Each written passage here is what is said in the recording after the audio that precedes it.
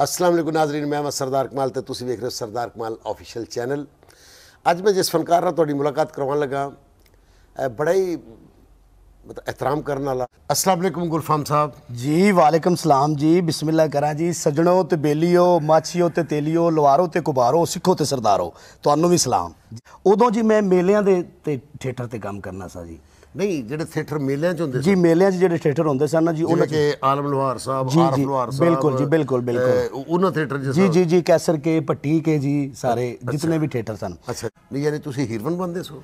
Sir मैं नहीं सी बनता, ये रंग है हीरोइन वाला सरदार साहब। मेरी गल तुसीं इंटरव्यू लेना है, मेरा चेहरा नहीं लेना। मतलब ए रंग दी औरत हुंदी पहले तुसीं मैनूं ये दस्सो। तो बड़ा मजेदार दौर होएगा कि तुसीं जदों मेलियां ते जांदे हो की रौनक मेले तो सर मेले पेंडू है जी, पूरे ग्राउंड दे विच जी अपने घरों मंजियां, अपने मूड़े, अपनियां दरियां, अपनियां बोरियां सोना यूरो वालियां खाली अच्छा जी। वो रख के सारी रात जी मजाइया प्रोग्राम हो रहा हुंदा जी।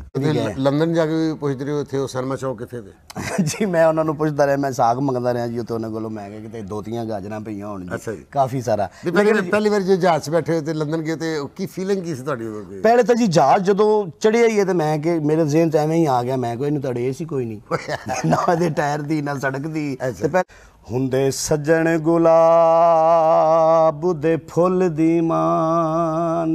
वाह हाँ मैंने वट्टा का मारिया कच दी कच है। अच्छा बारे जमाने है तो मुसीकी सुनना है, साड़ियां अखी कड्ढना है, काना करूंगा सानू। खूहियां दा पानी है, खूहियां दा पानी है, ओ सज्जण तू वार देवां, जिंद एवें भी ते जानी है। ओले ते ढोल हुंदा ते मैं घुमरी मार मार के जलील हुंदा, यकीन कर।